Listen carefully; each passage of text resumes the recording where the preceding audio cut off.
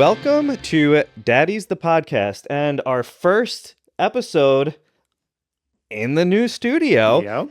And we actually have a special guest today. If you would like to introduce yourself. Hey, I am Madi Gervais. I am the host of Spill the Mead, a history gossip podcast. Thank you so much for having me. It looks good. It looks so good, you guys. Thank you. We still have some work to do. We want to put some lights up, but I think we're pretty much there. So thank you for joining us for our first episode. We had some kinks we had to work out. Not the sex kind. Yeah, no. The camera kind. Yes. Yeah. I wasn't gonna say anything. I was gonna be like, we started in this studio and it's been flawless and perfect. But... So if you want to tell us a little bit or a lot of bit about your podcast. Yeah. So like I said, my name's Madi. My podcast is Spill the Mead, history gossip podcast. Spill the mead, like spill the tea. Get it?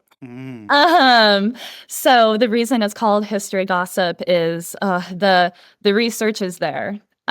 This is not like a book report off wiki or anything. We're pulling different sources. You're gonna learn something, but we only tell you those like juicy bits. We kind of skip over the dates and like the politics stuff. We go over what's necessary to hit you with that story. So you're gonna learn something, but the point is entertainment. Like it's storytelling. So you don't have to be a history lover to be into it.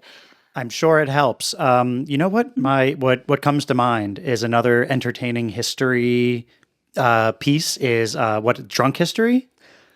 Sure. Love drunk history. Oh, don't you miss it? Yeah. Miss it? Mm-hmm. We need to start a petition to get that one back. Well, if I could contribute, I'll just... so Eric's already on his way there. Yeah, so if we talk any bit of serious? history, yeah, here we go. I'm a There little we drunk. go. Hey, there we go. So what made you want to do like that end of history? Like what was the inception of Spill the Mead? Yeah, so it started with a friend of mine. We were just telling each other stories. We would research historical stories, and she moved out of the podcast phase of life, and I just loved it. I loved it. So she gave me the blessing to kind of take this and run with it. But it's really just the concept of history really kind of is just gossip, isn't it? You know, like that's been passed down the lines. We get like the juiciest stories left over. There's different versions of things out there.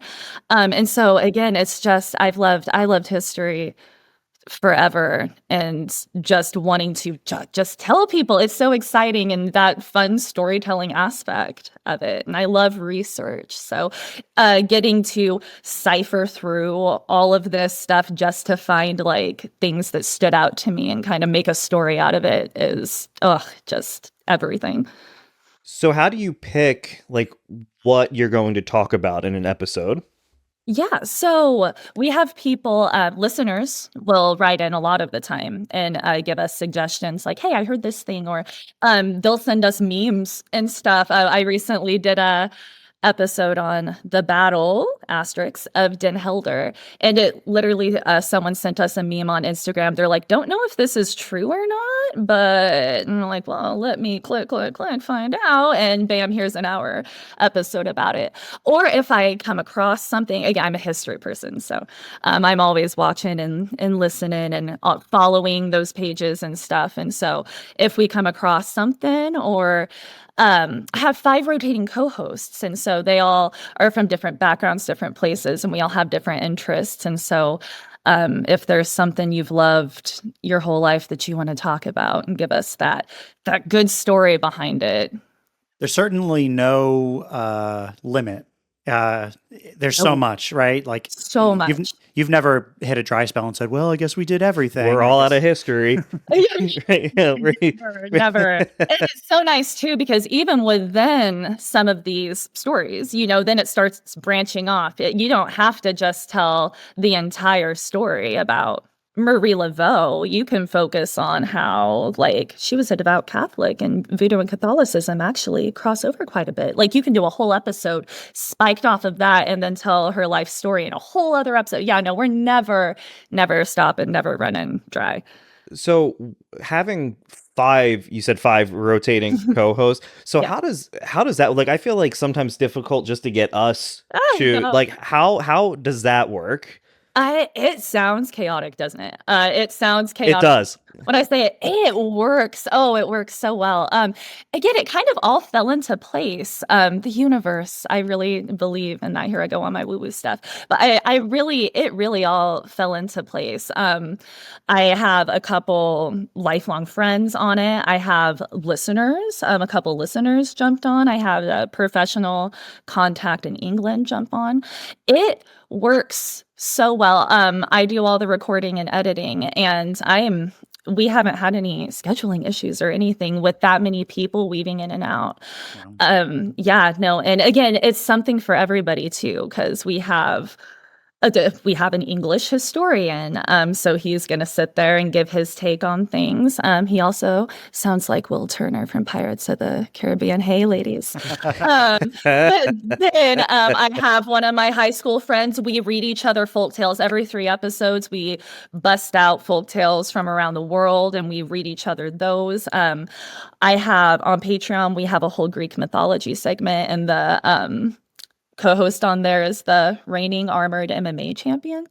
We have so much. We have a listener who loved Egypt. She like came out with her first episode on Nefertiti. She's like, I've loved her my whole life, and I just want to like here's everything about it. And it's just so it just works. I can't explain it. That makes me think of Pawn Stars when someone brings let me something bring in my and expert. Rick Harrison has an expert that he brings in, right? Mhm. So do you go to certain people for certain things, or it's like, well, I'll let Eric take a crack at this, even though this isn't like really his thing, you know?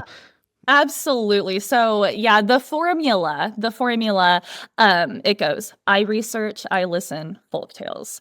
So I will research a topic, right? I will be the person doing the research knows the story, the person listening doesn't. So they, along with the listener, are getting all this information, like at the same time, listeners tell us that it feels like they're part of the conversation kind of thing. Like they'll say out loud in the car, like, oh my God, no way, like right along with other co-hosts and it's great. Um, but oh God, no, I'm sorry. Did I lose my train of thought? Can you remind me? So, I do that all the time. yeah, shoot, what did she say? Oh, sorry, I'm back. You're good. Um, so yeah, when I am doing research, I will be like, ooh, I know the host who's gonna listen to this one kind of thing.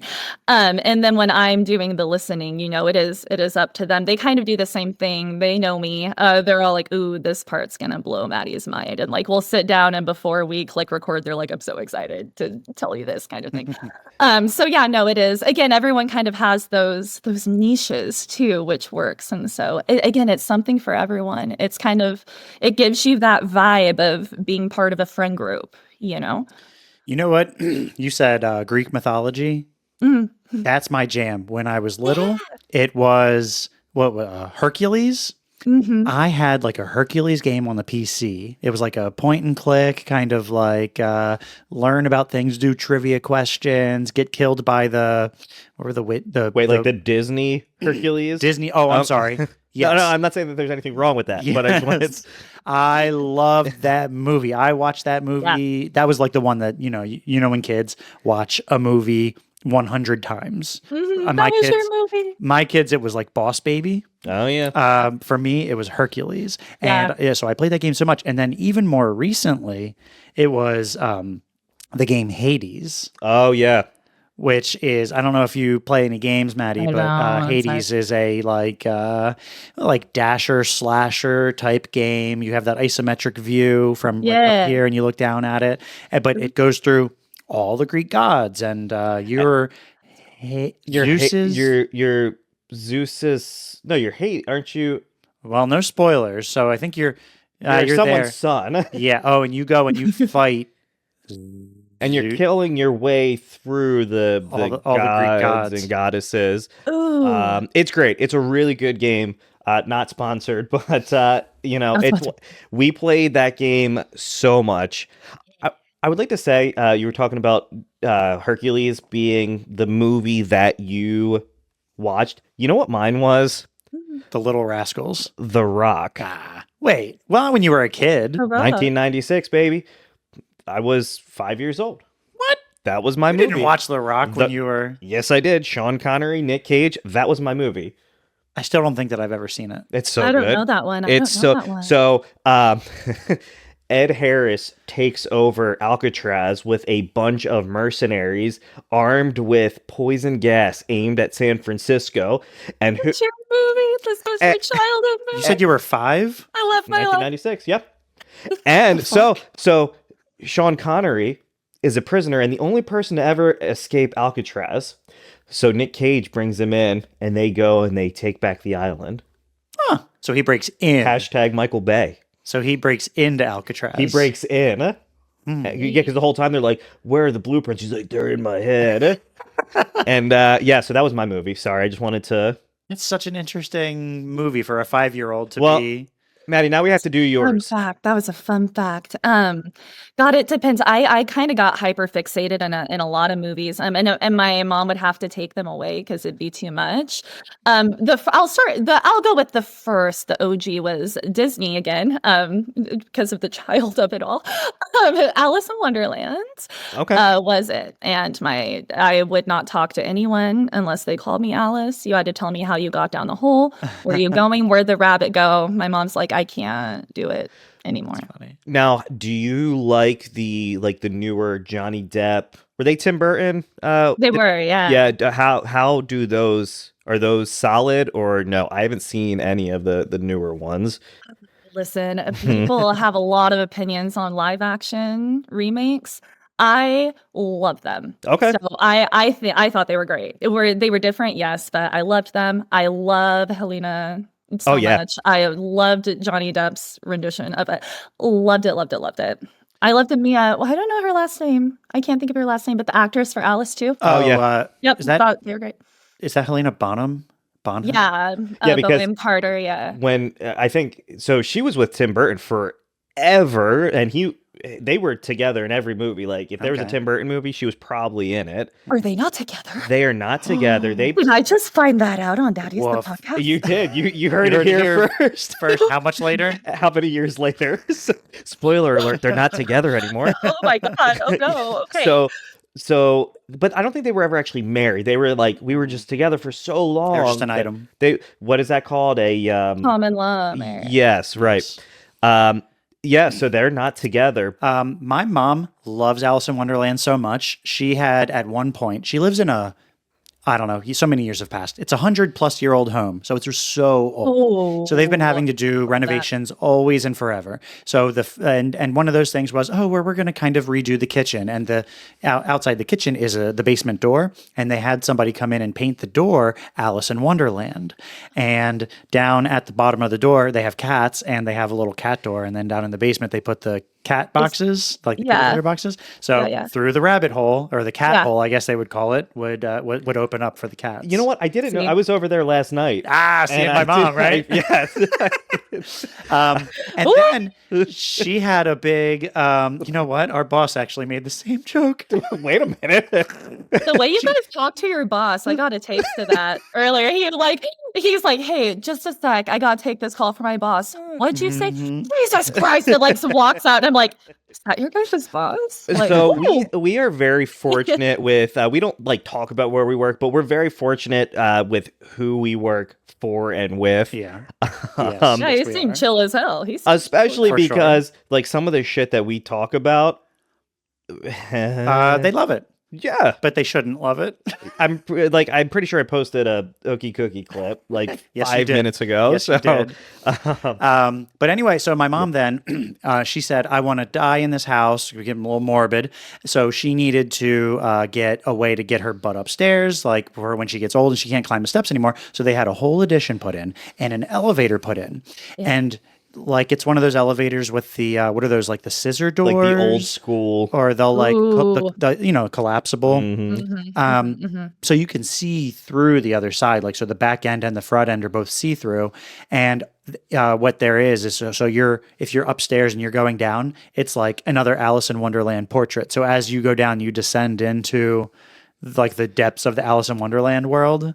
Listen, I have dibs on your mom's house tonight. I'm going. That sounds great. Greg got last night. You got my mom's house I'm gonna tonight. ride that elevator. Wait, but hear me out. Uh-huh. I'm looking forward to getting old so I can get the chair lift. That sounds awesome, Right? I got up the steps while sitting. Right?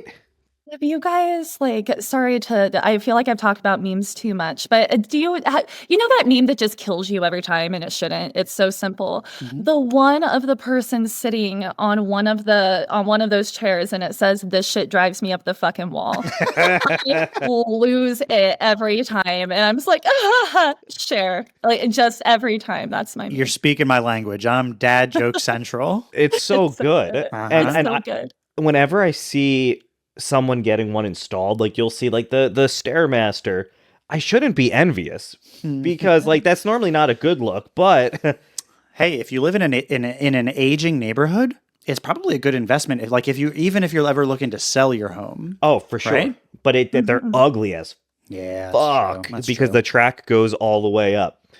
Like, They should do something. They should do something about that. hey, that's Side an gig. idea. Side How gig. do with the three of us we create an attractive contemporary stair lift?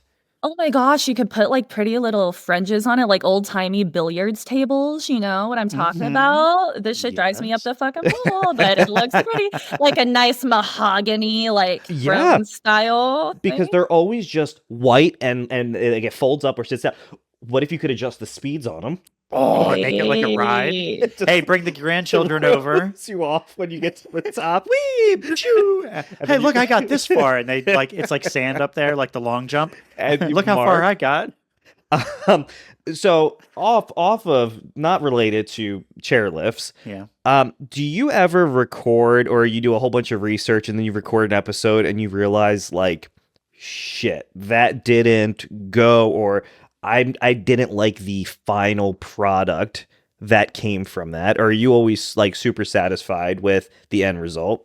Oh man, it's like you know me. I am a notorious very hard self-critic. So after I record, every time I'm like, maybe I could have come in with that harder. I also I do my best, and my notes are pretty fun to look at because I'll have little asterisks. I'm like, hit hard on this, like take a break. We're just paraphrasing. You know the story, girl. Go. I'm like hyping myself to like keep that energy kind of thing. So I do my best. But after episodes, a lot of the times I am like, oh man. But then I start editing, and I'm like, okay, no, there she is. There she is. I do like it. But me being the person I am, every time I'm like, probably could have done that better. Like, dang. But you go hard enough. You dedicated yourself enough in the prep and the during. Yes. Yeah, Yes. that's Yes. good. Yes. I feel like I have off days where I'll just like, We recorded an episode a couple nights ago and I was stoned off my ass, and we were Nice. sitting there recording, and then like halfway through I'm like, I don't know what I'm talking about, and then I had to go through and edit it, and I realized I said the word like 89 fucking times in like Oh, 40 man. minutes. Yeah. And so then I was like, you sounded like a valley girl. and I just did it there. So I was It's me. You sound watching. like me. Well, like I've probably done it this whole time. I'm so sorry in advance. and so I watched a YouTube video, and they said pause. So silence is better than a like or an So stop, like statement, stop, continue the thought. like a nice thoughtful pause. But Yes. that's also sometimes not feasible, right? Like if we're really going in. I'll tell you who Yep. does it is anytime Elon Musk talks, and you know what, whatever. Think of him what you will, but he I mean, he's got all that money. He's doing something right. But you listen to him in like a podcast or an interview setting, and he'll go, Well, and it's like I'm like as a driving in my car, I'm like, wow, that was uncomfortable. Did he like just shut Yeah. down? I am I have a dead air phobia. So I feel like Sorry I'm for that. I'm always sorry for that. no. I've gotten good at because my thing, I'm a liker. I'm a liker. The P and W girl, but I'm also a um and so I know what that sound wave looks like now. And so I just go through and like cut, bleep, not even gonna listen to that. That's fine. Like, and then it that's sandwiched by likes every time. And yeah, I do my best. I cut them out. I take the time to sit there and cut out likes if I can't stand to hear myself talk. It's really, I'm learning, common for people to remove the word like and You said it's not uncommon? It's not like it's common for people to want that. They like the likes do, I think, take away when every other word is like. I think sometimes they're natural, but if you say it like, it does start to take away, I think, from the conversation. Hear me out. You do, as you edit that stuff out, right? Put them somewhere else and then do a supercut of all the likes. I love Ready? a super Here's cut. here's what it's gonna sound like at the end. Like. I like it. We don't talk politics, but wasn't there that video of Trump where it was just the different times of him saying China? Just I love a super cut. At the end of all my episodes, I do like a blooper reel, however long. I think the record is like a 3-minute blooper reel on one of them. And they're just gold. But on one of my Patreon episodes, I do super cuts of if something comes up a lot. And the super cut word for this Friday's episode, it was tetanus. Of all things. And it's just like tetanus. And that's why I didn't get the tetanus booster. Gotta watch out for tetanus. Cocaine's better than tetanus. Tetanus. And it's just like, what? And I cut that whole rant out of the episode. And so people are gonna be listening to this blooper like, what the fuck? What was this weird tetanus rant that you guys were on? I love like just blooper reels. Oh, I thought you were gonna say tetanus. Tetanus is all right too. Tetanus not bad. I love tetanus it when you can't move your jaw. Oh, man. Yeah. She was educating me on tetanus. That's awful. And you don't die. You you come out of it. You just have to like go through that. I mean, I'm sure maybe sometimes you die, but the way she was telling me, you just endure for weeks and then you come out. Oh God. Anyways, look up tetanus. Things like that are fucking terrible. Like I deal a lot with food safety, and botulism is another one where it can kill you. But I always tell people you're probably gonna wish you die if you don't, or if you don't die, you're probably gonna want to die because it's so fucking brutal. That sounds terrible. And tetanus is probably the same fucking way. Oh my God. However, the historian in me, this is literally how I think. Have you ever been just like so sick, whether it's a hangover or just sickness, whatever, like you're puking, you're shitting, you're so sick. And I'll be sitting there the whole time. I'm like, some people died of consumption. Like, I'm not even dying. Like, I'm just gonna come out of this and be okay. Like, imagine dying from that, I think every time I have like diarrhea and I'm just shitting or vomiting, I'm like, yeah, I think the same way. It's like, well, if I didn't have this Pedialyte right here, that would probably be a wrap for me. Sure. Rip. This would be it. This would be the way that I go. No, I know. Yeah, no, I definitely think about that all the time. So walk us through I'm always interested in the recording and the editing process, because I feel like a lot of times people just see the end result, but I'm interested in the how did you get there? Yeah. I have my little setup here. I told you guys about that. My recording days, again, 5 rotating co-hosts, my only recording kid-free days are Wednesdays and Thursdays. So some weeks I use that time for editing. Some weeks we're gonna record. So I try to have some in the arsenal because of the long distance of it all. So my method, I tell everyone that, hey, we're talking. We are talking. I'm going to click record. We'll start when we start. We'll pause when we pause. I will edit all of that out. Like just talk. If there's something I also let everyone listen to their episodes before we post them. So if they're like, let's take that rant out, which it's never happened, but there's the option there too. And so, or if like information like, I misspoke that date or something, like there's that chance kind of thing. But so my recordings, sometimes I'll have like a shout out Riverside, not a sponsor. But I mean, like if you wanna, but sometimes they're like a 4-hour recording because we're just going and so editing rolls around. Does that exhaust you? 4 hours, right? Yeah, it doesn't. It doesn't exhaust either of it because we'll look down a lot of the time and be like, oh, we've been rolling. We gotta I feel that. Yeah.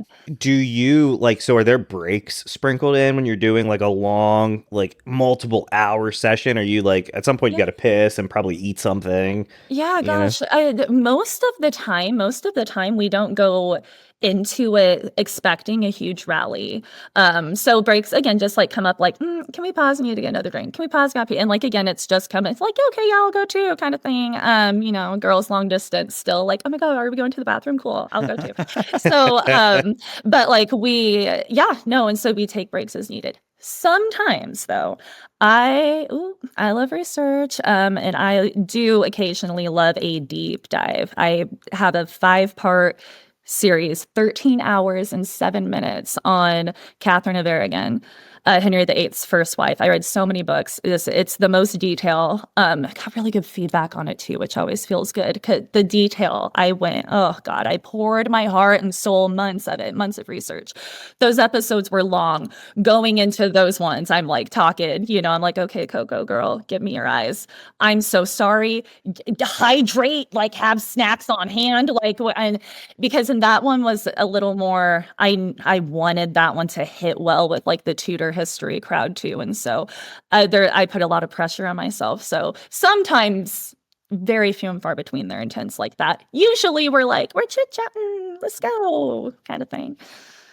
Have you, I mean, since you have like your co-host, you kind of know how those individuals interact with you.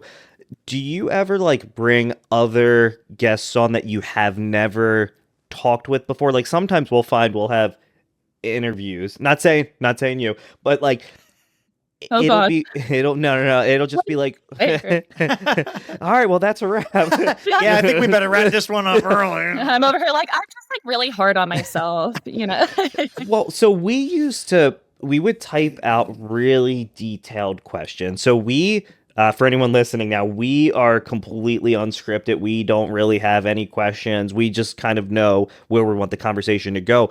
But we used to type out really in-depth questions. And by that, I mean ChatGPT used to really, give us really in-depth questions. But then we would ask, not a sponsor. We would imagine ChatGPT sponsoring us. Well, that would just be a Microsoft sponsorship, right? Oh, yeah, I guess so. All right. And so we would ask these questions and then we would get yes. No, and it's just like, oh yeah. So then you're leaving the episode felt like a dentist pulling teeth. Well, because at that point we had like 10 questions. These questions should take like 10 minutes to answer, and then when you're answering it in 5 seconds, well, those episodes ended up being like 20 to 30 minutes. So to touch on what you said, it's always satisfying when you put in the work and then the response for it is great, and everyone's kind of having those in-depth conversations. It also is a bit of if we have that, and this was very early when we ever saw that, is your skill as an interviewer, right? Like being able to just carry on a conversation. And I think that we definitely do better, just no script, straight up, just kind of riffing. You got to know stuff though. If you don't know anything about the person or about the subject, you're gonna flail. But if you can say, like, if it's just a conversation that we're having, if you ever met a person and it's just said, "Welp, I don't know where this conversation's going." Like that doesn't normally happen. I mean, yes, there's awkward silences. We talked about the dead air, but like a regular conversation with somebody is just that. And then a conversation flows. So I guess it has to feel like that. Yeah.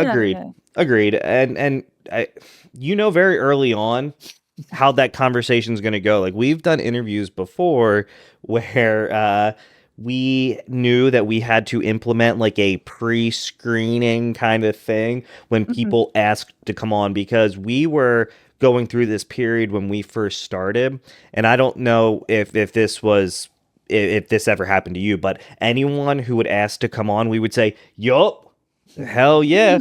Yeah. And so we ended up getting some people where it was like, and then those episodes never aired because we were like, Uh-huh. Yeah. so we were like, we need to put something in place and then kind of work on like a filter system and how we're going to speak with people. You know what? Saying no is saying yes to yourself. Hashtag William Hung. Wow. It's really beautiful. Isn't it? Isn't it? You should get that tattooed on you. I like that. I should. I should. Yeah. It's been a while since I had a tattoo. Yeah. Ooh, you're This was my overdue. last one, and I should finish it. Star You Wars. You should. You Yeah. should finish it. Here's your sign. Here's your See, sign. this is I'll it. do it. I just need money.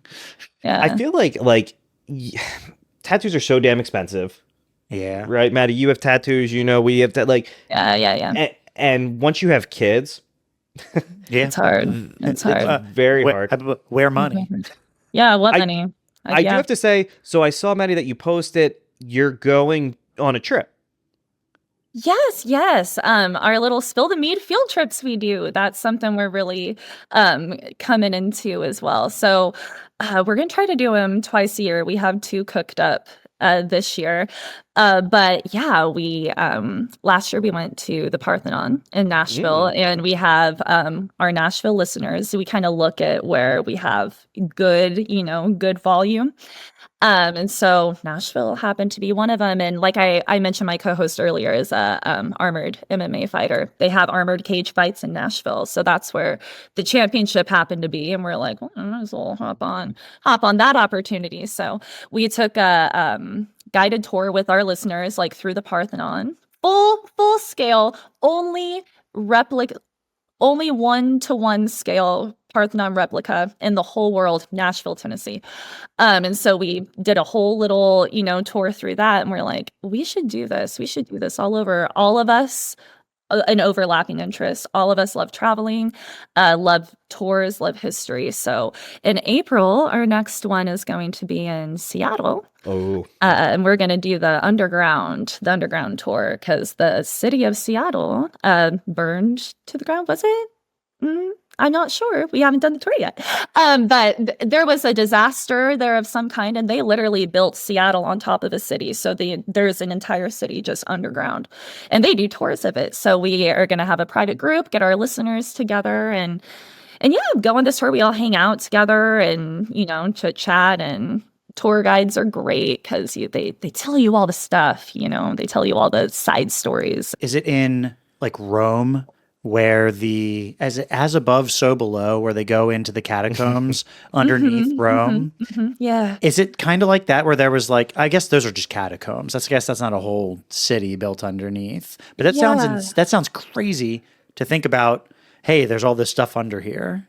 Yeah. So I have thanks for letting me flex on it here. I've been to both. I've been to the catacombs in Paris, and I have done an underground tour in an old west town here nearby where I live called Pendleton, Oregon. Very, very different vibes. The catacombs is literally just skulls. People carve their names and stuff into these human skulls in the catacombs. It's the most disgusting thing I've ever seen. Anyways, Crazy. imagine having the balls to do you not believe in anything? Or you're just human passion. I don't know. It was just very mind-boggling. and But so you in the catacombs? Do you have access to all that stuff? it's right there. You can Have you ever lean seen the over- movie? I have not seen the movie. I vividly remember it being a scary ass movie. I think because it scored low on Rotten Tomatoes, and I was Don't kind pay of attention to bougie. Rotten Tomatoes. Look. But anyway, yeah. So you can just access. It's right. It is. It's Wow. right there. They Okay. have in this one room, they have a few things like this, but in one room, in the middle of the room, there's a big pillar, a giant, round pillar type thing made of skulls, bones stacked on each other. So, it's right there. You can brush up against it. It's a lot. And right when you enter, you go down this huge spiral staircase. And right when you walk into it, it says something to the effect of say goodbye, to the world above kind of thing, entering the world of the dead now, and kind of thing. And you feel it like you feel that presence, and people are in there carving their initials, and I don't know. So is it like, what kind of feeling is it like? Do you get a feeling of sadness, or is it just creepy? Just like heavy. And so the catacombs are huge. They go through all of Paris. And so they have all these passageways down there that have these closed iron gates. And it's just darkness, going down these passages. And again, it's literal. The hallways you're walking down is bones, like femurs, aren't like things stacked on each other with skulls all the way back too. It goes feet back. It's really eerie, where the underground tour in Pendleton, there were some places like that. Because again, there are storefronts, Old West storefronts underground, sitting down there. I will say different.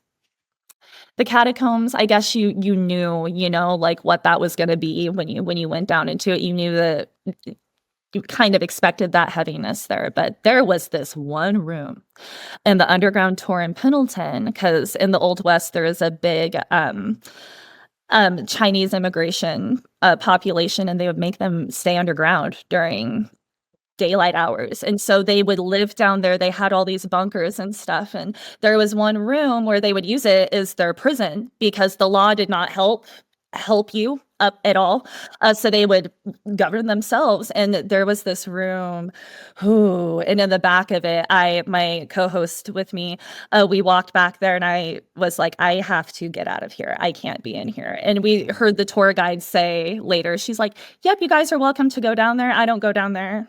And I'm like, yeah, no, I don't either. And in that same room, when you went to leave, there's this big pile of rocks. Because again, there's in the Old West, if you're moving money or goods, you're not doing it above ground, you're going to get robbed and you're never getting it back. So all of these rock tunnels underground, and one of the walls was coming down. There's this pile of rocks. And again, the tour guide's like, feel free to take one. Some people do. And I'm like, oh, the fuck I won't. Yeah, right. Thanks. Yeah. My co-host, Coco, shout out for the bravery, did take one. She's okay so far. Good. And it's only, if she needs to return it, she's only 3 hours away, so she can do that. But that was, whew. That makes me think of we're in Delaware, so we're close to DC. So that kind of feeling of just heavy, the Holocaust Museum in DC. That's what I think of. You walk through that, and if you want to, I went through when I was in like middle school or high school or something. All I remember is the all the shoes. The shoe room is fucking sad. Like the whole museum is sad. It's one of it's so fucking sad, and that just, I think that for me is like the saddest museum I've ever been to, but I've never been into like catacombs. I don't think that I've ever been in another sad museum. I don't think so either. Most museums I go in are like happy. It's the American History Museum or the Smithsonian. Natural Dinosaur history. Bones. Yeah, right. Like that's sweet. Yeah, Sabretooth, yeah. Yeah, right. But the Holocaust Museum is one, where that one is heavy as well. You should feel something. Like when you're in the catacombs, you should probably feel something. Yeah. You'd like to think. It's weird because you look at a skull, right? Like we all have skulls and bones inside of us, but it's like there was a person at some point. This was somebody that didn't decide that their skull was going to go in this wall. No. Because all of our skulls could end up in a wall. It could. I suppose. Yeah. Someone could come and carve their name into your forehead. Like that's wild to me. Now, and it should get haunted. You'd haunt could it be romantic? Maybe. Is it like the what is it, the locks and the keys in is it Rome or Italy, where you put the lock on the fence and you throw the key in, but if you carve your name into someone's skull, I don't think it's the same thing. Yeah, I don't know that. I don't know that first thing you were talking about. I'm pretty sure it's in Europe, where there's like locks on a fence and you like. Yeah, I know exactly what you were talking. Is there one in Paris too? Maybe it is There's Paris. multiple, but it's like a bridge and you put like a padlock on it. And then people write their names or something. I would write like your name and be like, our love is eternal, and then throw the key in. No one will ever unlock our love. Unless somebody comes with bolt cutters and they just cut the lock off. Fuck your love. Yeah, right. That's also something that could happen. Yeah. Yeah. I love the idea of though taking these trips and meeting your listeners.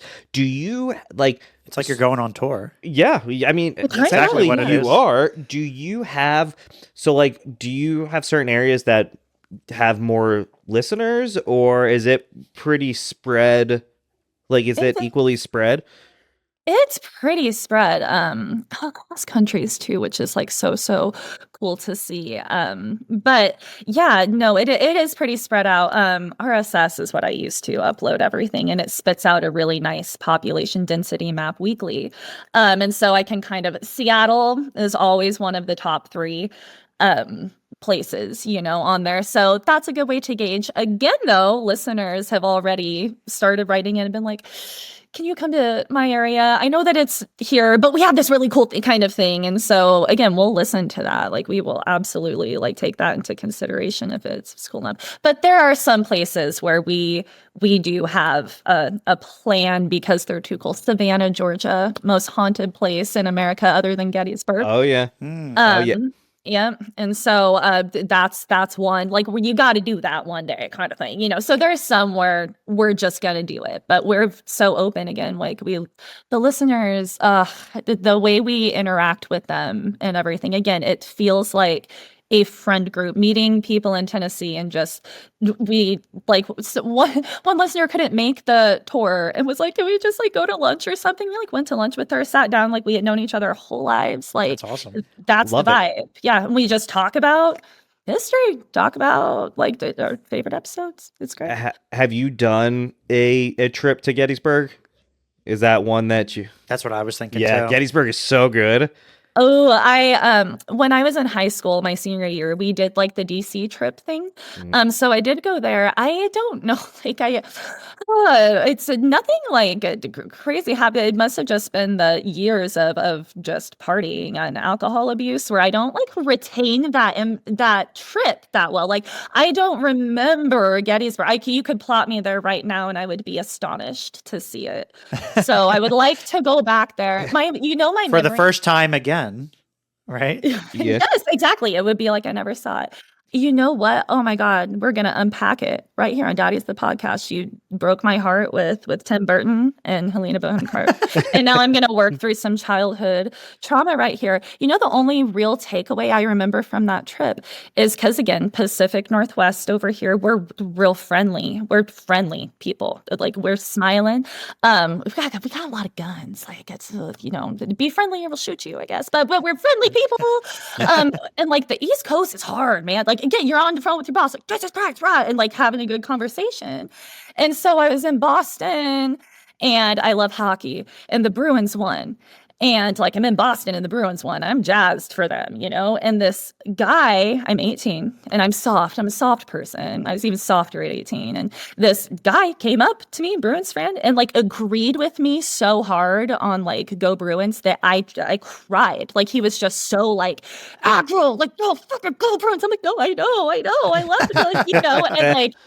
And that interaction is like all that I remember of it. And so, there's we'll work through that. We talk about this a lot. So we're super close to Philadelphia. We're about 45 minutes. And if you're in Delaware for whatever reason, you have to be a Philadelphia Eagles fan. If you're in Northern Delaware, you're an Eagles fan for sure.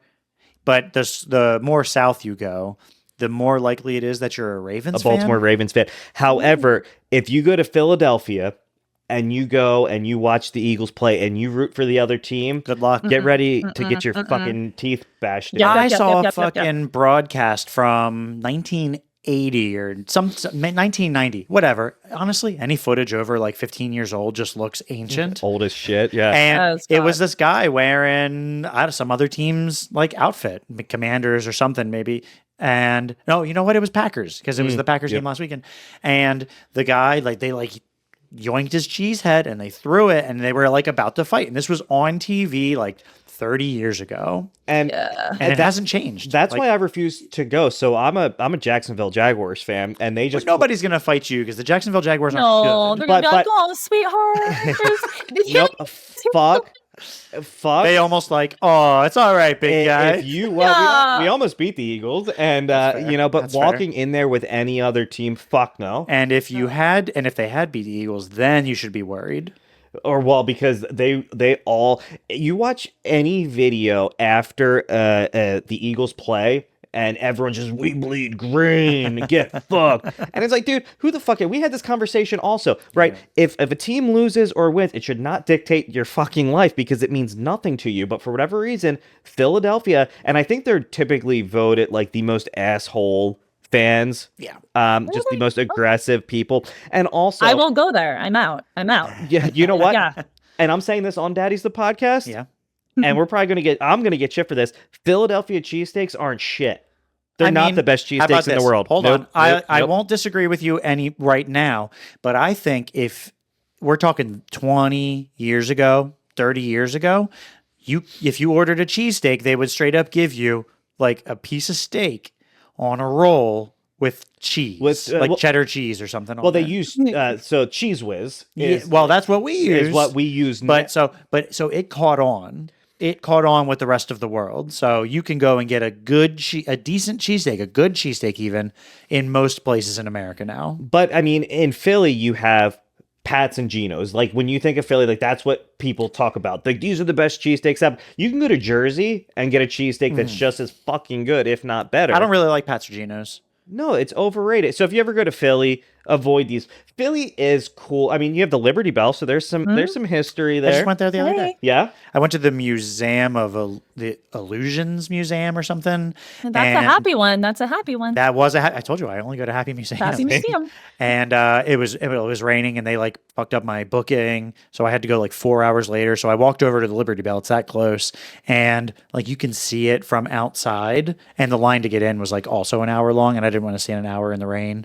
So we ended up going to the Barcade. Okay. I mean, barcades are cool. Barcade was cool. Yeah, I played a lot of pinball. The best thing about Philly is you have some of the coolest venues for music. At least that I mean, we've been to music, concerts, a lot of different states, but there's something about the scene in Philly that's awesome. Yeah. I don't know what your music scene's like out there, but oh, and Boise, Idaho, I don't either. Seattle, hey, I'll let you know in April. It should be pretty booming there. Yeah. I mean, Seattle is Death Cab. I think Death Cab are based out of Seattle. I love that. Nirvana. Yeah. That's what I got. Lenny, not Lenny Kravitz. Lenny Kravitz? Is Lenny Kravitz based out of Seattle? We have a funny Lenny Kravitz thing. Maybe. We have a burrito place that we like to go to. It's called El Diablo. I think it's just a Delaware thing. Think Chipotle, but better. Okay. Everything about like it the is better. concept. So, I mean, we work together, and sometimes, I mean, we're like pieces of shit. We go out to eat lunch a lot. We have no willpower. Like we just say, hey, I get it. I walk in, and he'll come by my office, and he'll go, "Hey, did you pack your lunch?" And I go, "No." Where are we going to lunch? Yup. Yeah. So then we'll go out somewhere to eat, and we'll just get in the car and start driving, and we go, where are we going to eat? And we'll turn on the radio, and certain artists mean different places. And the most notable one, the funniest one, would be Lenny Kravitz. And Lenny Kravitz always meant we'd go to El Diablo. And we did that for years. I love that for you guys. It's been a while. You know what? That's very cute. I love that dinner? friendship. What are you eating for dinner? Apparently El Diablo. Someone put on I was gonna say, Kravitz, yeah. Let's find out. Call in the local radio station and ask them to put it on. But yeah, so Philly's cool. I don't want to get completely demolished by Philly people. But Philly is cool, but it's tough. But it it's is just tough. tough. Oh, I'll tell you what. I'm not a Philly guy, but we're close enough that I think that we just it leaks out, and we are just probably, I would say, tougher, but more used to the like more aggressive behavior.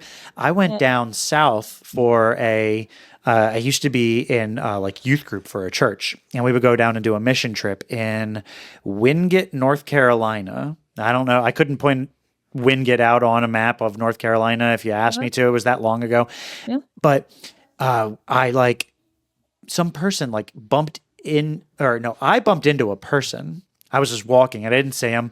And They turned around and they apologized profusely to me.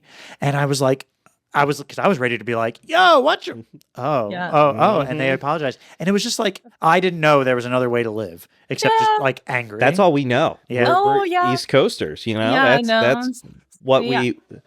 I get it. You bump into same thing. I'd be like, I'm so sorry. I deserve to die. I should not have been standing in your way. I have no right to be in your presence. I am so here's $10. I am so sorry. I'm sorry. I'm sorry. That sounds Canadian almost. Well, did you see the video of that guy in New York when he was like, hey, somebody's walking here? And then she comes up, she's like, we do not talk like that. That is not how we speak. He was making fun. He was making like, fun. Forget about it. And she comes over and just whacks him in the fucking head. New York's another one that, you know, I not a huge fan of. Sure, yeah. I recently... sorry.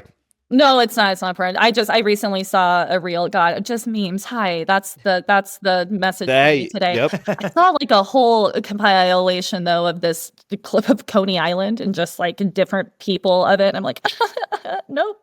Like I can't do it. You know, it wasn't those guys that were going bing bong. Yes, bing bong. Fuck your life.